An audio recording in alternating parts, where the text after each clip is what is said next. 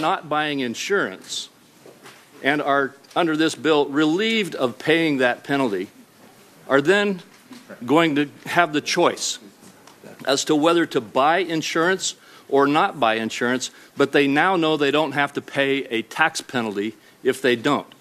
And if they choose not to, that doesn't mean their taxes went up.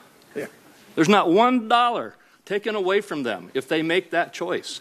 This bill does not take $1 away from them or charge them $1 more, no matter what the way that our conventions about scoring refundable tax credits say.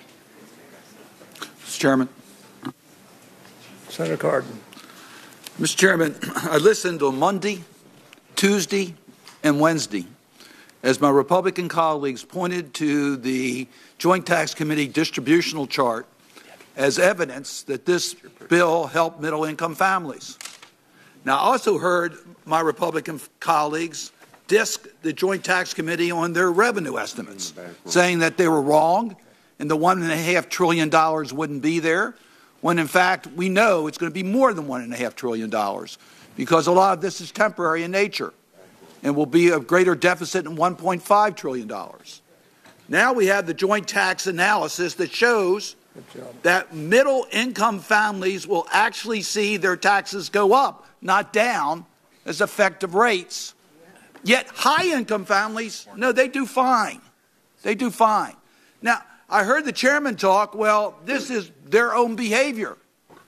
It's interesting that the $180 billion we're talking about that comes out of middle-income families on the health care subsidies, the majority used that money in the chairman's modified mark.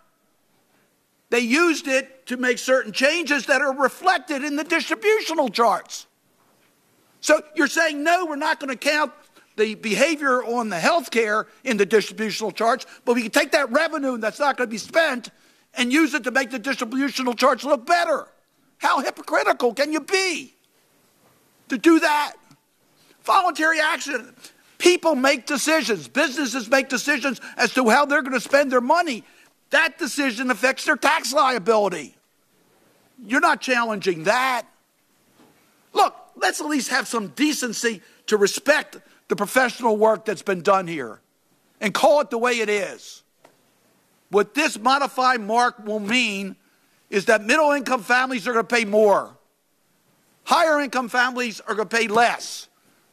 You've targeted the relief to help the wealthy, and the middle-income families are going to get stuck with it. But now when you're saying voluntary activity, a person makes a voluntary charitable contribution. That affects their tax returns. Allow another 10 minutes. The Joint Tax Committee has to make certain assumptions as to what's going to happen. I don't think you're challenging their assumptions because you've taken that $180 billion under the Affordable Care Act and you spent it. You also took the money with less people in Medicaid and you spent it. Senator, your 10 minutes is way up. Senator, call on Senator Cornyn.